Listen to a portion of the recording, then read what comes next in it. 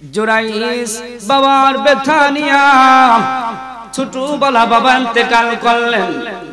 আর নামাজ তিনি 5 ওয়াক্ত নামাজ আদায় করেন, পাশাপাশি তিনি আওয়াবিনের নামাজ পড়েন, ইশরাকের নামাজ পড়েন, তাহাজ্জুদ পড়েন, সালাতুত তাসবিহ নামাজ পড়েন, পাশাপাশি তিনি নফল বন্দেগী ইবাদত করেন। বাবা নাই তখন ওই হালকা শরীফের মধ্যে বসে জুরাইস বাবার কথা মনে হলে কান্দে আর বাবার শানে গান গায়, বাবার শানে মোহাব্বতে না শুনে পাঠ করে, বাবা তুমি কেমন আছো ছোট মাটির ঘরে, তোমার কথা হৃদয় মাঝে পড়ছে বারে ভারে, বাবা তুমি কেমন আছো ছোট মাটির ঘরে, তোমার কথা হৃদয় মাঝে পড়ছে বারে বারে, বাবা গো বাবা কত আদর কত স্নেহ তোমার কাছে পেলাম, সব কিছু হারিয়ে আজকে নিঃস্ব হয়ে গেলাম, কত আদর কত স্নেহ তোমার কাছে পেলাম, সব কিছু হারিয়ে আজকে নিঃস্ব হয়ে গেলাম, ভালোবাসি বাবা তোমায় বুকটা যে যাইছি রে, ভালোবাসি বাবা তোমায় বুকটা যে যায় ফেটে, তোমার কথা হৃদয় মাঝে পড়ছে বারে বারে, বাবা গো বাবা। জুরাইস কান্দে, জুরাইসের মা এসে জুরাইসকে হুজরাখানার দরজার মধ্যে থাপ্পড় দিয়া বলে, ও জুরাইস আমার সন্তান, আমি মা ডাকি তুমি শোনো। জুরাইস নামাজ দাঁড়িয়ে রইল, জুরাইস নামাজ ছাড়ে না, মা চলে গেল। আবার কিছুক্ষণ পরে জুরাইসের মা এসে দরজার মধ্যে নক করে, জুরাইস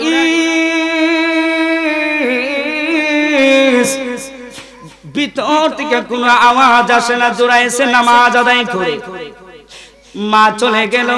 তৃতীয় দিন আবার জুরাইস এসে জুরাইসের মা এসে আবার জুরাইসকে ডাকে, বাবা জুরাইস,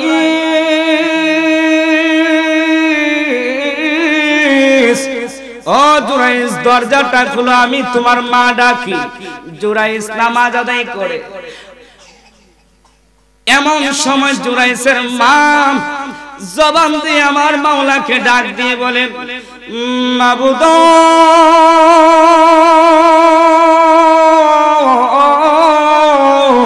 মাবুদ আল্লাহ, তুমি তো অন্তর্যামী, তুমি তো মনের খবর জানো রে আল্লাহ। জুরাইসকে আমি মা যেন দুইটা চোখে স্বপ্নে দেখে যাই, আমার স্বপ্নে যেন জুরাইস বেজ্জতি হয়ে যায়। মা ডাকলেন, জুরাইস শুনলেন না। 3 বার 3 দিন ডাইকা গেলেন। 3 দিন পরে মার মনে কষ্ট আসলো, বাবা জুরাইস নামাজ আদায় করে মা আল্লাহকে ডাক দিয়ে বললেন, আমার জুরাইস যেন আমি 2 চোখে দেখি, দুনিয়ার মধ্যে যেন একটা ক্ষতিগ্রস্তের মধ্যে পড়ে যায়। এই জুরাইস কথা শুনলেন না। এমন সময় আরবের মধ্যে রাখাল গরু রাখে, আর ওই এলাকার মধ্যে একটা মেয়ে, ওই মেয়েটা পাড়ায় পাড়ায় ঘোরাফেরা করে। এমন সময় রাখালের সাথে একদিন সম্পর্ক হলো, অবৈধ সম্পর্ক হলো। এক পর্যায়ে মেয়েটার পেটের মধ্যে বাচ্চা চলে গেল। হওয়ার পরে রাখাল লোকটা বলল, আরে আমি কি করলাম, এখন তো ওই মেয়েটার পেটের মধ্যে যখন বাচ্চা হয়ে গেল, এমন সময় মেয়েটা সমাজে মুখ দেখাতে পারবে না, ওই রাখাল ছেলেটা মুখ দেখাইতে পারবে না। চিন্তা করলে এখন কি করা যায়, অবৈধ সম্পর্ক করে ফেললাম। যুবকেরা ওই রাখালের কথা শুনলাম, ওই হানকা শরীফের মধ্যে যাইয়া, খুজরাখানার মধ্যে যাইয়া, ইবাদতের স্থানের মধ্যে যাইয়া, ইবাদতের স্থানের মধ্যে গিয়ে ইবাদতের খুজরাখানাটাকে ভেঙে ফেললেন। ভেঙের পরে জুরাইস একটা ডাক দিয়া কয়, ও এলাকার যুবকেরা, ও যুবকেরা, আমার কি দোষ? কই এখন ভালো মানুষ যে আছো, এই এলাকার মেয়েটা লাইলা, ওই লাইলার সাথে তুমি অবৈধ কাজ করেছো, আজকে তুমি নামাজি হয়ে গেলাম। কই না না না না, আমাকে অপবাদ দিবেন না, আমি 5 ওয়াক্ত নামাজ পড়ি, পাশাপাশি সকল নফল ইবাদত আমি করি, আমার কাঁধে এই অপবাদ দিবেন না। কই না, এখন বুঝি ভালো মানুষ হয়ে গেলাম। ও জুরাইস, এত বড় বিপদের মধ্যে পড়ে যাওয়ার পরেও দুইটা চোখের পানি ছেড়ে বললেন, ও এলাকার যুবকেরা, কার কথা শুনে তুমি আমারকে আজকে ধরলাম? কয় না, গ্রামের এলাকার মেম্বার, চেয়ারম্যান, বড় বড় নেতারা বললেন যে এটার ব্যাপারে মিটিং বসা হবে। মিটিং বসা হলো, জুরাইসকে হাজির করা হলো, মেয়েটাকে উপস্থাপনা করা হলো, আর ওই রাখাল ব্যক্তিটাকে উপস্থাপনা করা হলো, উপস্থিত করা হলো। উপস্থিত হওয়ার পরে বাবারে, মার কথা না শুনলে, বাবার কথা না শুনলে, মাঝে বলেছিল আল্লাহ রাব্বুল আলামিন আমার জুরাইসকে এমন একটা কাজ করাইবা, আমি যেন নিজে এই বেজ্জতিটা দেখি, আমি মার কথা না শোনার কারণে। ঠিকই আল্লাহ রাব্বুল আলামিন এমন একটা ঘটনা ঘটাইয়া দিলেন, এই জুরাইস পড়ে গেলেন এমন একটা বিপদের মধ্যে।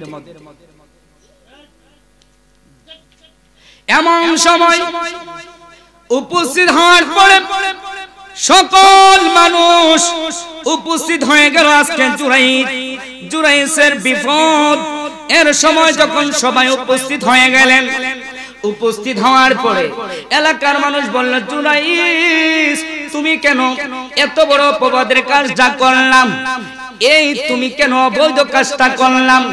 ডাক দিয়ে বললেন, আমার পক্ষে আজকে কেউ নাই, আমি একা সাক্ষী দিচ্ছি যে এই সন্তানটা ভূমিষ্ঠ হওয়ার পরে এই সন্তানটা হুদার কি কসম, এই সন্তানটাই বলে দিবে এই সন্তানের বাপ এবং মাকে। চিল্লায়া বলি সুবহানাল্লাহ। মা কেন এত দামি জানে না সকলে, বলো জানতো যদি পড়তো দেখে কোরআন হাদিসে খুলে। বলো মা কেন এত দামি জানে না সকলে, বলো শান্ত যদি পড়তো দেখে কোরআন হাদিসে খুলে। একটি হজের সওয়াব মিলে মাকে একবার দেখিলে, দেখিলে মা কেন এত দামি জানে না সকলে।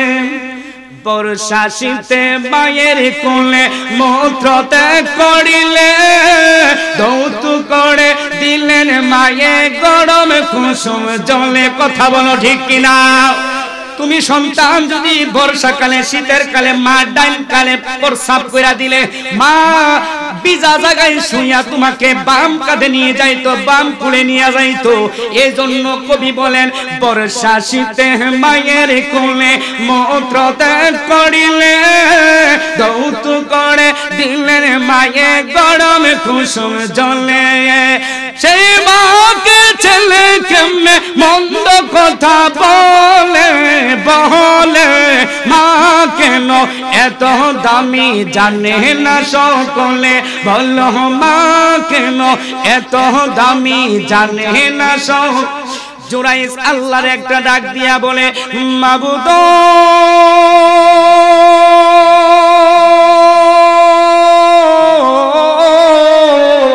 মাবুদ, আমি জুরাইসের পক্ষে তো মক্কা শরীফের একজন নাই, আজকে সালিশের মধ্যে আমি একা হয়ে গেলাম।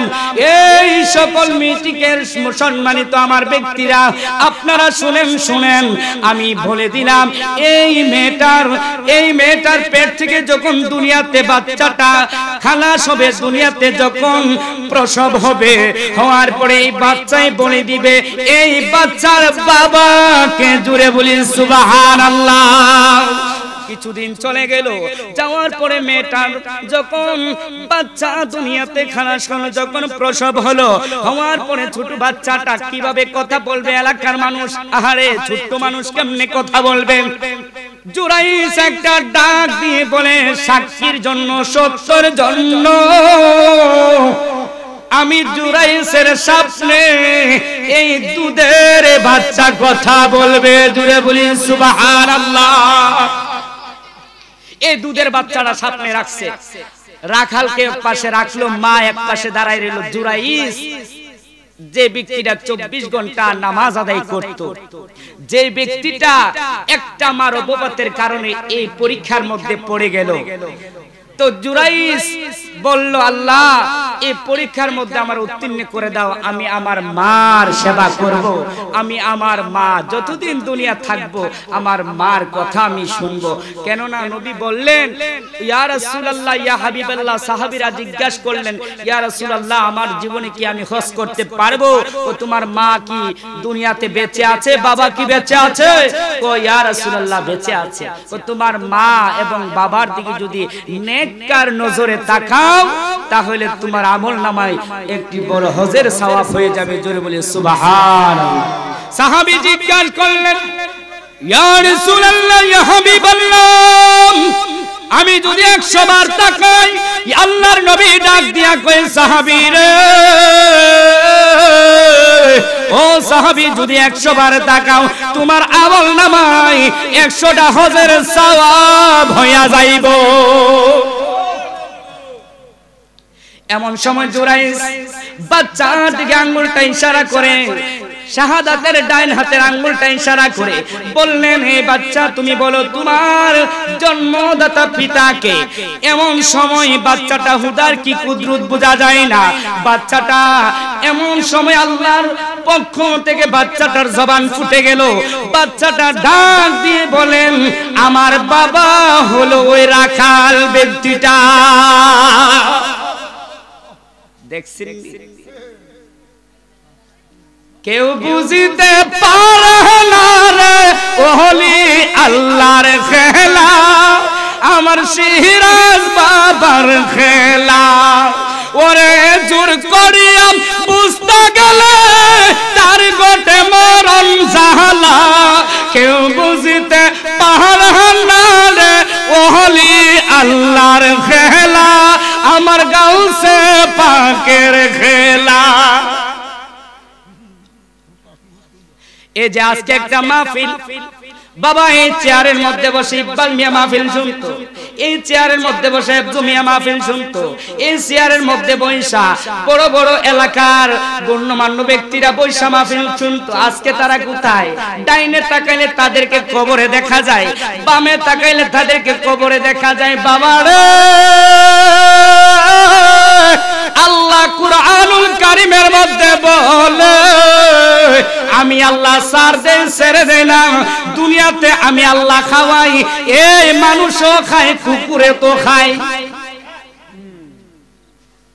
মানুষও চলাফেরা করে, কুকুরও চলাফেরা করে। দেখেন এই শীতের মধ্যে কেউ নামাজ পড়ে ফজরের, আবার কেউ 7টা 8টার দিকে নাস্তা করে, আবার এক ব্যক্তি সারা দিন এবং সারা রাত্র ঘুমাইয়া ওই ব্যক্তিটাও তো আবার 8টার দিকে নাস্তা করে। আমার আল্লাহ ডাক দিয়ে বলে, এই বান্দা খাও খাও খাও, আপত্তি নাই, তুমিও খাও, কুকুরেও খাই, তুমিও প্রস্রাব করো, কুকুরও প্রস্রাব করে। তাইলে আমার আল্লাহর হুকুমটা তুমি নামাজ আদায় করো নাই। আমি আল্লাহ খাওয়াইতাছি, এমন এক সময় আসব কুরআনুল কারীমের মধ্যে সূরা জিলজালের মধ্যে আমি আল্লাহ রাব্বুল আলামিন বলে দিলাম, ফামান ইয়ামাল মিসকালা যাররাতিন খায়রান ইয়ারাহ ওয়া মান ইয়ামাল মিসকালা যাররাতিন শাররান ইয়ারাহ।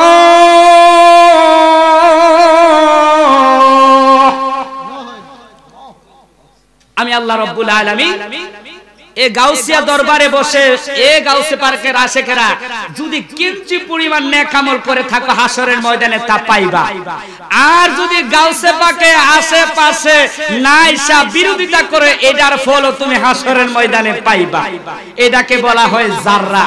এই জাররা পরিমাণ উত্তম কাজ করলে তুমি এটাও পাইবা, আর যদি বদ আমল করো এটাও তুমি হাসরের ময়দানে পাইবা। আমি আল্লাহ রাব্বুল আলামিন হাসরের ময়দানে ওয়াহিদুল কাহ্হার হয়ে সাজিব, হাকিম থাকিবে না দয়া মায়া স্নেহ মমতা, কেউ হবে না কারো জন্য যাবি না দাদা। হাই হাই হাহাকারে কইরা যাবে দনি, পিপাসায় পাতিবে সাথী মগজ বলে কানি, কান্দিবে থাকিবে সেদিন আদমের আওলাদ, কান্দিয়া জানাইব তারা তাদের ফরিয়াদ। আদম বলে আমি পাপী বড়ই গুনাহগার, আমার কি আর শক্তি আছে করিতে উদ্ধার। এই মুহূর্তে যাও না তোমরা সামনে দাঁড়াইয়া, সামনেতে নূহ নবী রয়াছে দাঁড়াইয়া। জোরে বলি সুবহানাল্লাহ। এশারের নামাজের সময় হয়ে যাচ্ছে, কিছুক্ষণের মধ্যেই পবিত্র এশারের আজান প্যান্ডেলের মধ্যে হবে। যাদের উজুনায় মেহেরবানি করে বলবো দরবারের স্বার্থেতে প্রতি মাসে যে জায়গাটা তরিকতের সেন্টার, জিকিরের সেন্টার এবং কলবকে ব্যাটারিকে চার্জ দেওয়ার সেন্টার, এই জায়গায় আসলে মুর্দা কলব তাজা হয়ে যায়। আল্লাহ রাব্বুল আলামিনের বন্ধুর হাদিস মুবারকের মধ্যে বলে, হক্কানি আলেম যদি এই কবরের পাশ দিয়ে হাইটা যায় মাহফিলটার মধ্যে বসে 40 দিন পর্যন্ত আশেপাশের কবরের আযাব আল্লাহ বন্ধ করে দেয়। জোরে বলি সুবহানাল্লাহ। আল্লাহ রাব্বুল আলামিন যেন সবাইকে মাহফিলে আসার এবং বসার যে সে তৌফিক সবাইকে দান করুক। সকলে বলে আমিন। ওয়া আখির দাওয়ানা আলহামদুলিল্লাহি রাব্বিল আলামিন। আসসালামু আলাইকুম ওয়া রাহমাতুল্লাহি ওয়া বারাকাতুহু।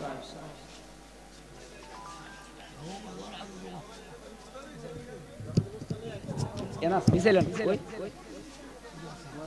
ওয়াজ ধারা হইছে না না